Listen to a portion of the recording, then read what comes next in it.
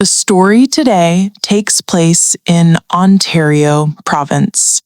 This province is located in central Canada and is the most populous province in the country. Ontario possesses abundant water resources, such as the St. Lawrence River and 4 of the 5 Great Lakes, Lake Superior, Lake Huron, Lake Erie, and Lake Ontario. The most famous tourist spot is Niagara Falls. Southern Ontario is the Greater Toronto Area, the second largest financial center in North America. In the west, there is a place called Caledon, with dense forests, fresh air, and rich natural resources. It is only about an hour's drive from downtown Toronto. Many people choose Caledon for vacation during holidays. The story today happens right here. Annual Maple Syrup Party Day. On April 13, 1992, a Monday, Susan's family organized the annual Maple Syrup Party.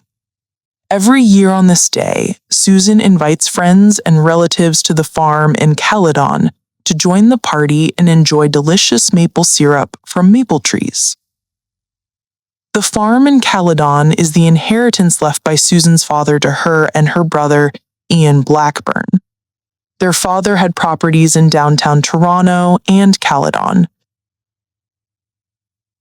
These properties were jointly inherited by Susan and Ian Blackburn.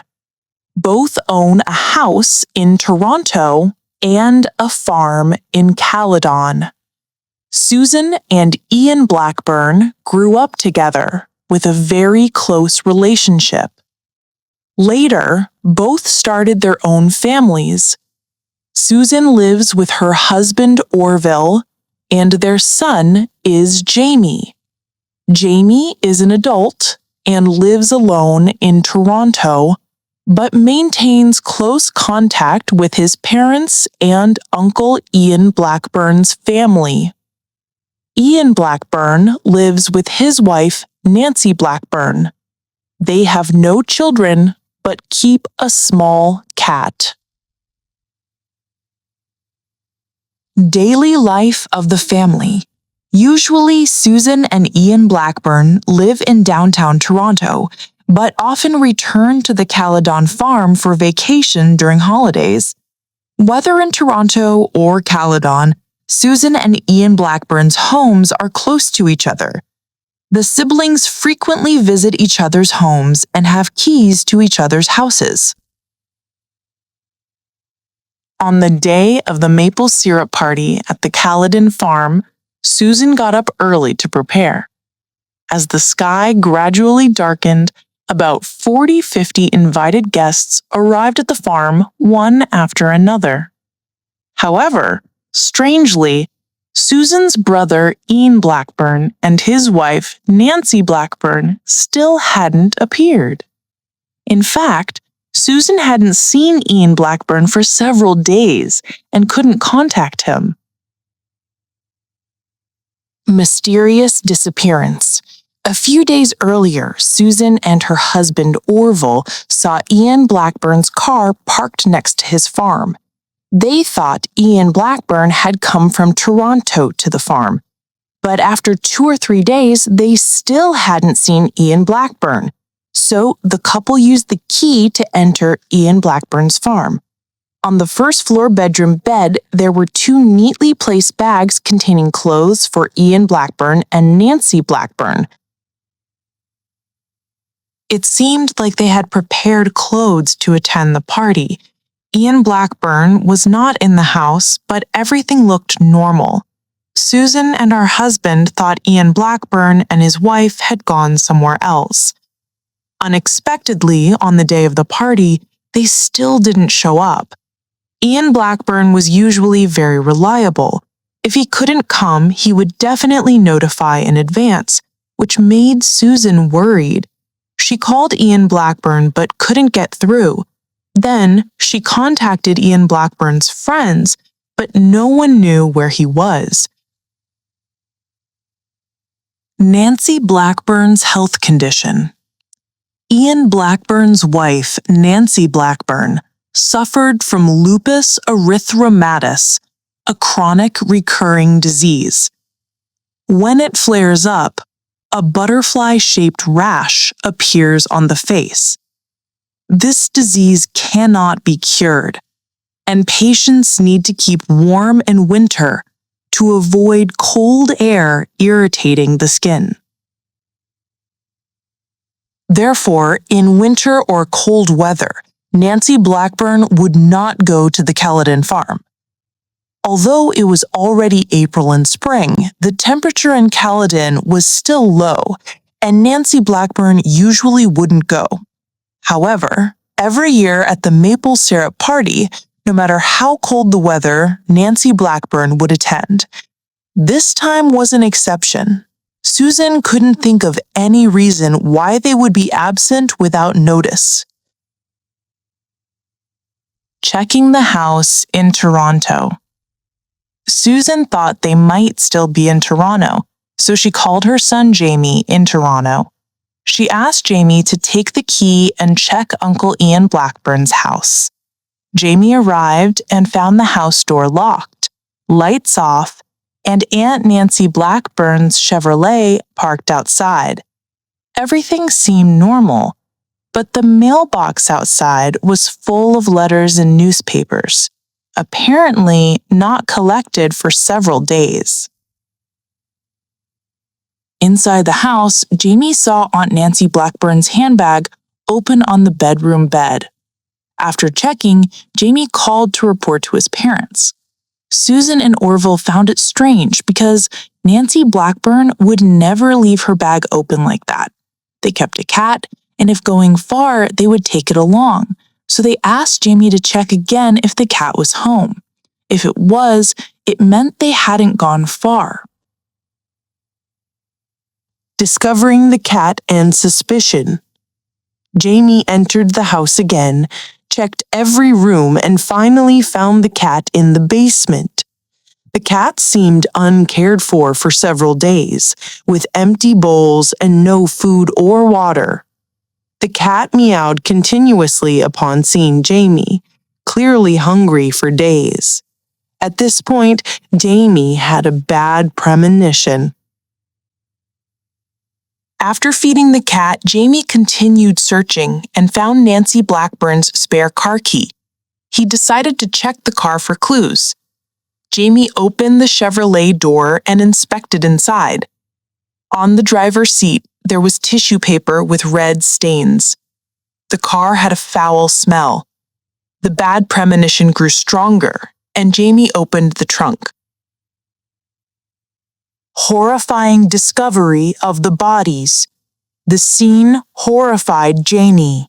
Uncle Ian Blackburn and Aunt Nancy Blackburn lay in the trunk, showing no signs of life, their bodies cold. Jamie realized the seriousness, immediately called the police, then informed his parents in Caledon of the sad news. Toronto police arrived at the scene, secured it, and began surveying. In the car trunk, homeowner Ian Blackburn and his wife Nancy Blackburn lay there. Ian Blackburn was on the outside, Nancy Blackburn on the inside. Nancy Blackburn was unclothed, while Ian Blackburn was fully dressed. The forensic doctor examined. Nancy Blackburn had blunt force injuries and bruises, marks of binding on wrists, ankles, and neck, deep bruises on shoulders suggesting hands and feet tied, mouth gagged before death. Ian Blackburn had neck injuries, marks on right wrist, thigh, and knee, bruise on right cheek. Both died from asphyxiation, dead for over 5 days. Scene survey. No clothes of Nancy Blackburn in the car. Ian Blackburn, fully dressed, wallet and belt with ID and credit cards, but no cash. The house was very clean, no signs of forced entry or fighting. On the bedroom bed was an open handbag, credit cards intact, perhaps some cash missing. No other abnormalities. Police investigated from the victim's activities and relationships. Victim's background: Ian Blackburn, 54 years old, worked in real estate, busy job with high pressure. 6 days earlier, on April 7, Ian Blackburn decided to drive to the Caledon farm for a day of relaxation, told colleagues. After that, colleagues didn't see Ian Blackburn again. Although no one saw Ian Blackburn, Susan, Orville, local residents, and patrol police saw Ian Blackburn's Cadillac parked outside the farm. Everyone believed Ian Blackburn had been there. Nancy Blackburn, 49 years old, was a nurse working at Toronto schools and volunteering at homeless shelters. Nancy Blackburn knew her husband was going to the farm. He said he would return home in the evening. That evening, Nancy Blackburn returned home after work, but Ian Blackburn hadn't. She told friends and expressed worry. At 7:36 p.m., there was a call from the Caledon farm to the Toronto home, lasting 3 minutes. After that day, Nancy Blackburn and Ian Blackburn didn't go to work. Colleagues and friends didn't know where they were, couldn't contact them. Determining disappearance time. Police confirmed Ian Blackburn and Nancy Blackburn disappeared from April 7th, 6 days earlier. Police went to Ian Blackburn's Caledon farm to search. The simple wooden door was locked with a padlock, undamaged, but the bedroom window had tool pry marks. The perpetrator may have entered through the window. The house was clean. Kitchen had a few empty beer cans. No signs of fighting. On the stairs to the second floor, police found bloodstains. Samples sent for forensic identification in Toronto. Results showed it was Nancy Blackburn's blood. This meant Nancy Blackburn was likely killed at the farm. No other clues at the farm. Surveying nearby area. Police found an octagonal barn. This barn was built in 1894 with the unique shape. In the late 19th century, octagonal barns became popular in Ontario. The barn near Ian Blackburn's farm is the only remaining one in Caledon, with local style, vertical wooden boards with a kitchen wing. Previously used for grain storage, popularized for agricultural practicality, and with religious elements, no deep, dark corners so the devil has nowhere to hide. Now not used for storage, but large space, good for hiding things. Police searched carefully but found nothing abnormal. Initial hypothesis. Why did the couple die? There was a hypothesis that Nancy Blackburn had an affair. Her lover knew Ian Blackburn was coming to the farm, pried the windshow to kill Ian Blackburn, then encountered Nancy Blackburn, searching for her husband, killed her too. But investigation showed Ian Blackburn and Nancy Blackburn married nearly 25 years, good relationship, everyone saw them as a loyal couple. Checking Nancy Blackburn's communication records, no signs of an affair. Prolonged investigation. From the scene, the perpetrator left almost no evidence. Investigation for a week with no progress, no clear suspects. Police invited a criminal profiler to assist. This expert, through professional training from crime scene, victims, methods, builds perpetrator characteristics, gender, age, occupation, personality, hobbies, to help narrow the investigation scope. History of criminal profiling. Detailed analysis. Kate Lines checked Nancy Blackburn's Chevrolet, where bodies were found. Driver's seat pushed back, indicating last driver was tall, but Nancy Blackburn was short, so someone drove and adjusted the seat. Kate Lines analyzed victims' conditions and crime methods. Both had strangulation marks, but positions differed. Nancy Blackburn's hands and feet tied, deep marks. Ian Blackburn's marks mainly on right wrist and thigh. Kate Lines thought Nancy Blackburn's marks deeper, suggesting tightly bound while alive. Considering body condition and injuries, perpetrator treated Nancy Blackburn more brutally than Ian Blackburn. Nancy Blackburn endured greater pain, showing perpetrator's anger toward Nancy Blackburn. Kate Lines concluded Nancy Blackburn was the primary victim, perpetrator male, motive related to sexual behavior. Perpetrator characteristics from profile. Personal violent criminals usually same age as victims, but perpetrator handled two alone, moved bodies to trunk.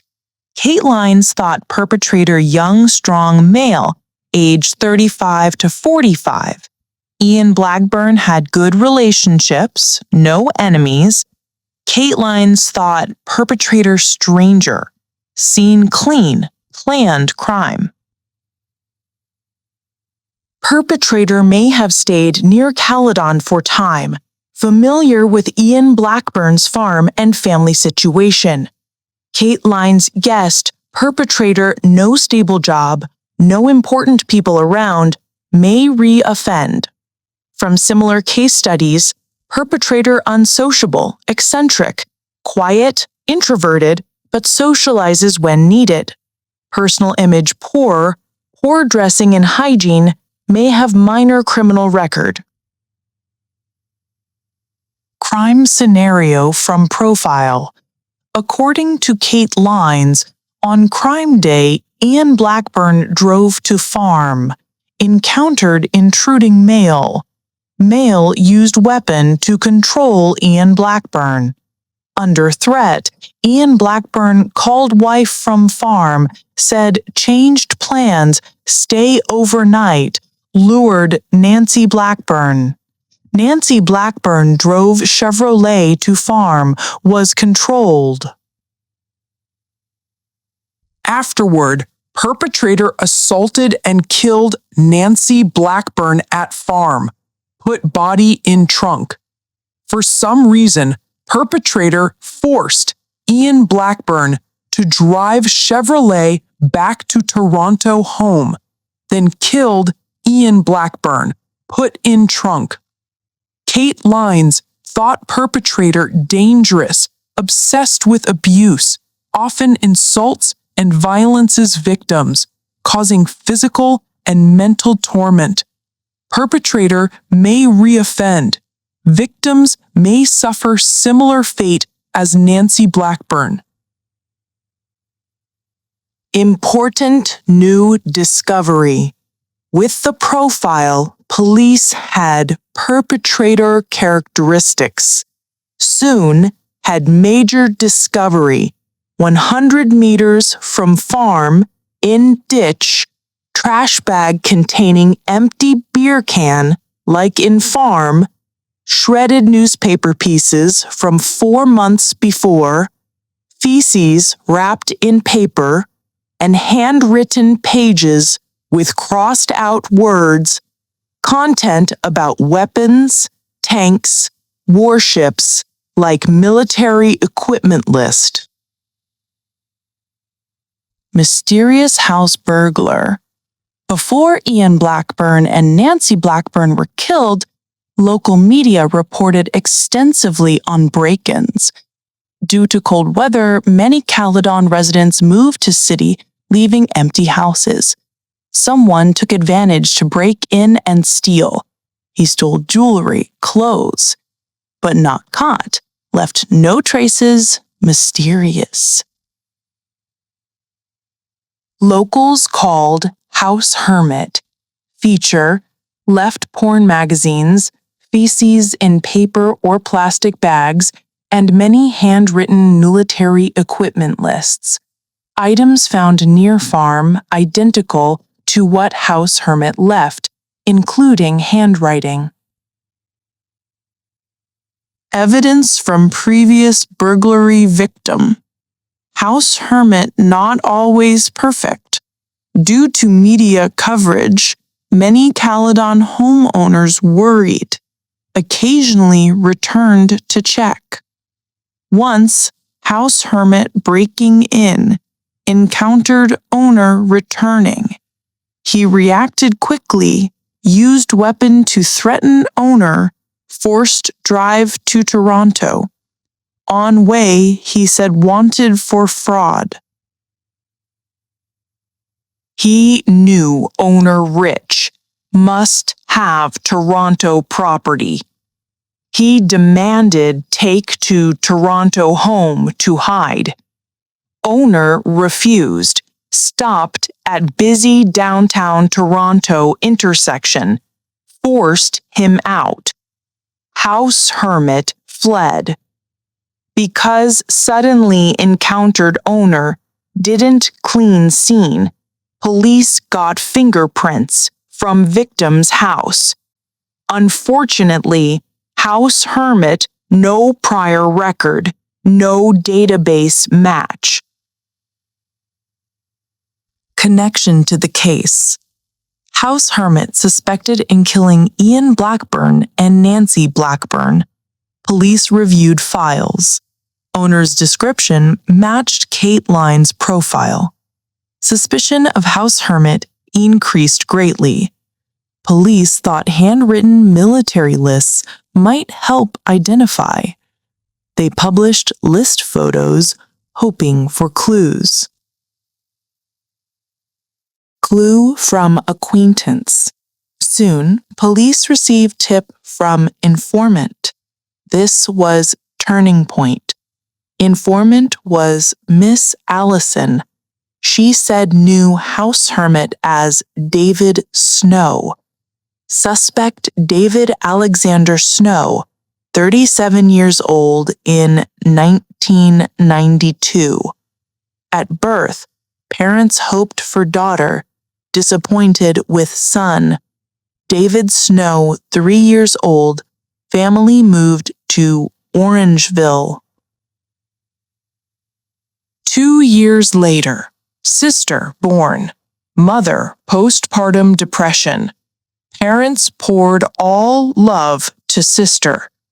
David Snow, 13. Father died of illness. Mother mental breakdown. Afterward, David Snow became domineering, insulted, and hit mother and sister. David Snow couldn't socialize normally, addicted to pornography. Later, he ran local antique shop, but bankrupt and closed in crime year. Relationship with Allison. Allison said reading newspaper saw police seeking military enthusiast, saw photo, recognized David Snow's writing. 4 years earlier, Allison and husband moved from Toronto to Orangeville, met David Snow. Allison saw David Snow lonely, clear blue eyes, shy, but strange feeling. Townspeople saw David Snow weird, didn't know how to interact. Though living in town, he often disappeared for weeks, didn't say where. Despite poor reviews, Allison's husband Darius befriended David Snow. They renovated old train station together, then partnered to buy abandoned building, opened antique shop. Discovering David Snow's secret.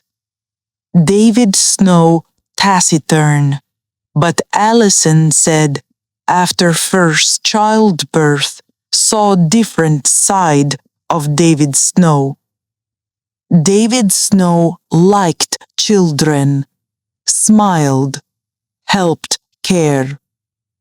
Allison felt human emotion in David Snow first time. But David Snow often disappeared, didn't care about business. 1 year before crime, David Snow disappeared again, shop bankrupt. David Snow didn't tell Allison and husband reason or where. Shop bankrupt, Allison family economy in crisis. They went to David Snow's storage to take valuables to compensate. Unexpectedly discovered secret. Jar with clipped porn images and thick book on military equipment. This left deep impression, so Allison recognized immediately when reading paper. Verification and search. Allison's clue very important. Police investigated David Snow, found accused of fraud, wanted by Orangeville police. Compared David Snow's fingerprints with those from burglarized house, matched. David Snow was town burglar house hermit. Since David Snow may be involved in killing Ian Blackburn and Nancy Blackburn, police went to his Orangeville home. They found important evidence linking David Snow to Huron case. Decisive evidence. At David Snow's home, police found many pornographic items. More importantly, found black briefcase with dozens of octagonal barn photos. Currently, few octagonal barns remain in Ontario. Caledon Barn has unique local style. Police immediately identified photos as barn near Ian Blackburn's farm. Allison said David Snow once showed barn photos to them. David Snow liked place, knew nearby farm. Police thought David Snow visited barn multiple times, familiar with environment, knew Ian Blackburn family situation, then had ill intentions toward Nancy Blackburn. Moreover, David Snow had met Ian Blackburn and Nancy Blackburn over a year before crime to view octagonal barn. Province-wide manhunt. Police conducted large-scale manhunt in Ontario, led by Detective Doug Grady from Ontario Provincial Police, OPP. Over a month, no trace of David Snow. Case turned when Ontario police saw TV news. In Western British Columbia Province, North Vancouver police seeking suspect. Patrol officer on Seymour Mountain noticed movement in woods, checked, saw man tying 2 women to tree. Seeing police, man fled. 2 women said taken from workplace here, beaten multiple times. Man forced one to drive up mountain, tied them to tree. If not encountered police, they would die. Connection to David Snow. North Vancouver police tracking man. They found items man left on victim's car. Items similar to house hermit thefts. Tying method similar to Nancy Blackburn. Ontario police believed man North Vancouver seeking was David Snow. From Ontario to British Columbia far, police checked traffic from crime time. Finally, Toronto train station ticket seller recognized David Snow's photo. He said, "Deep impression because David Snow hurried, demanded quick departure, ruled tone. David Snow used fake name David Wilson to buy ticket." Arresting David Snow. With tip, Ontario police confirmed David Snow fled to British Columbia. Man North Vancouver seeking was David Snow. As Kate Lines profiled, David Snow didn't stop crimes. Police raced with David Snow to catch, prevent reoffending. On July 12, 3 months after crime, at 4 a.m., North Vancouver police received report from local restaurant. Man attacked 53-year-old female employee at closing, used wire to strangle neck. Restaurant security discovered, stopped in time, woman okay. Police arrived, saw man panicked trying to hide, checked, recognized as David Snow house hermit. They arrested formally. Accuracy of the profile. Notably, Kate Lines profiled 25 perpetrator characteristics. 23 matched David Snow, especially age and crime motive. In North Vancouver cases, victims treated brutally, showing David Snow had sexual fantasies. Court verdict. 5 years after crime, Ian Blackburn and Nancy Blackburn killing tried in Toronto court. After trial, court declared David Snow guilty of first-degree murder, life imprisonment, no parole.